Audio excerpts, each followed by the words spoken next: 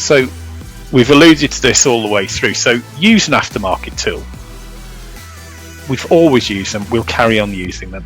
It's a fast, not best solution, as we keep saying. It's fast, it's quick. If I go in to do, say, JLR Pathfinder, Dave, how long does it take to get JLR Pathfinder open and running?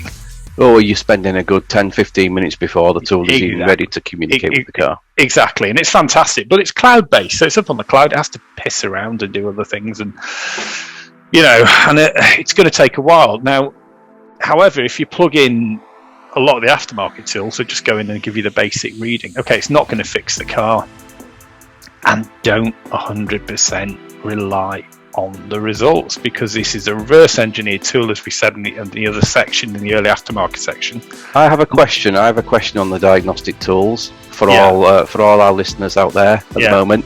Do you think the main dealer just uses a dealer diagnostic tool in their workshop? Nope, they don't, do they? We know they don't. Or do you think they invest in an aftermarket tool for a fast, not the best solution, quick fix? We know that for an absolute fact. Be interesting to see all you guys that have either worked in a main dealer or know people in a main dealer. How many of the workshops out there do you know that have got main dealer equipment that have to have it because they've got the franchise logo above the door? But how many of them actually have an aftermarket all makes tool? And I think it'd be quite high. Do you agree? Yeah, absolutely. I mean, I know for a fact, I'm not going to mention any names, but a certain large company that sound like Bosch I worked for supplied a lot of their tools to certain groups of dealerships to do that very thing, which was put in as saying these are verification checks for part exchange vehicles, but we knew they were actually using them in the well, we do know that in the workshop. We do know that Jaguar Land Rover also have on their approved devices list a small service tool, an SST tool that they use for those simple jobs of winding calipers back, taking service lights out. They don't want to be tying up a dealer diagnostic tool that's used for investigation and fixing of problematic issues.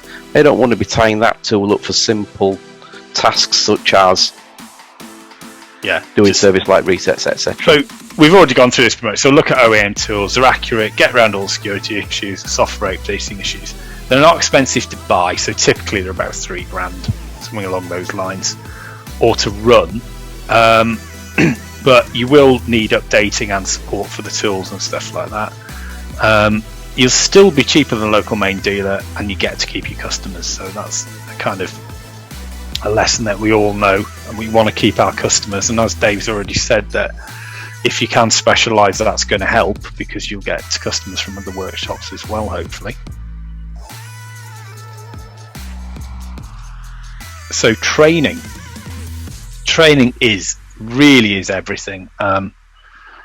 Get as much training as possible, whether it's online or live. Just invest the time and money. It'll make you back time and money, both long and short term. This is, again, it's very short-sighted when people say, I haven't got time to go do training.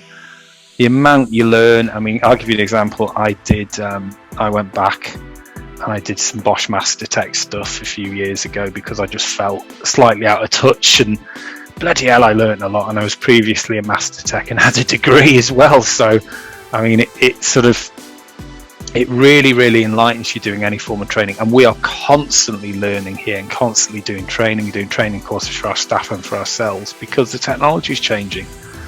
But as I've put here, if you've not done any training for a while, don't be tempted to jump in too deep too quickly, because, look at doing the basics, things like sensors and actuators, because things move on.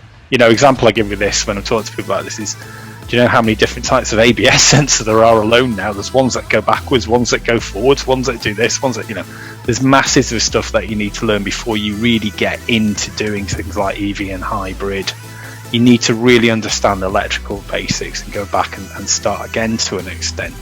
But just do some training when you can, because it's well worthwhile.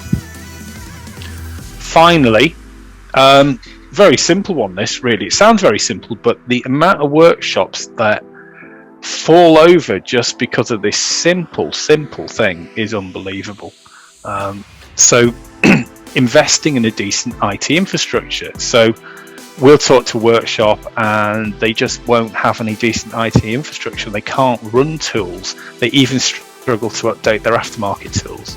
So what we mean by that is, like, you want some LAN sockets. So in other words, cable sockets you can plug into the laptop in the workshop, and some decent broadband as well. Over 50 megabits per second would be ideal, because everything is going cloud-based. And updates will eventually be over Wi-Fi, which Dave, you can tell us all about, because they're already in the main dealers. That's the way they do it. And as we said again, aftermarket tools will all be updated online. So Dave, we were talking about this the other day, weren't we? So updates over cloud. Yeah, I mean, you do need LAN sockets in your workshop as well as network switches. They're important. They are as important in your workshop as they are in your front office. You don't just need a computer on your front office to book the cars in and do the job cards.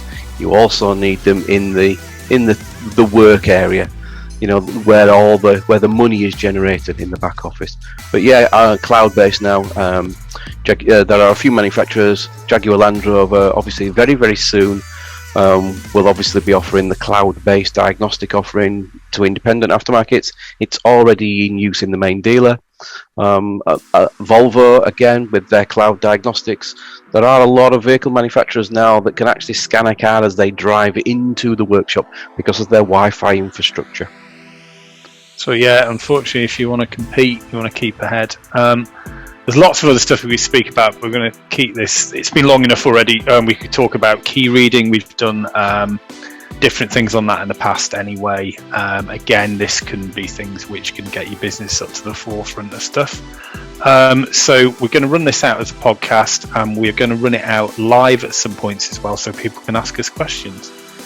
So thanks for listening, and if we're doing it live, if you've got any questions, and you can go ahead and ask them, but if you're just watching the recording, I'm afraid you can't.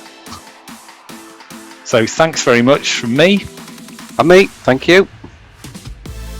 And we'll see you next time.